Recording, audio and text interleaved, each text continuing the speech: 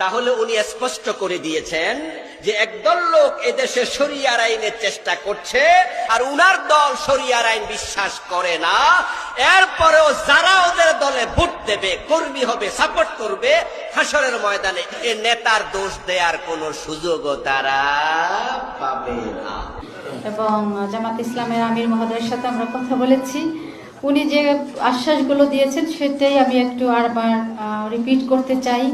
যেটা উনি জাতির উদ্দেশ্যে বলেছেন সেটা হলো, যদি মহান সৃষ্টিকর্তা ওনাদেরকে এই দেশ পরিচালনা করার সুযোগ দেন, তাহলে এই বাংলাদেশের শারিয়া ল অর্থাৎ শারিয়া আইন উনি বাস্তবায়ন করবেন না।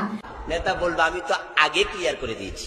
আমাদেরকে বলতেছে আসমানের আল্লাহর আইন দরকার নাই, বরং আমরা যারা রাষ্ট্র চালাই আমাদের আইন মানো। তাদের আইন যারা মেনে নিয়েছেন, আল্লাহর আইনকে বৃত্তাঙ্গুল দেখিয়েছেন, আল্লাহর কসম আপনারাও ফেরাউন নমরুদের মতো।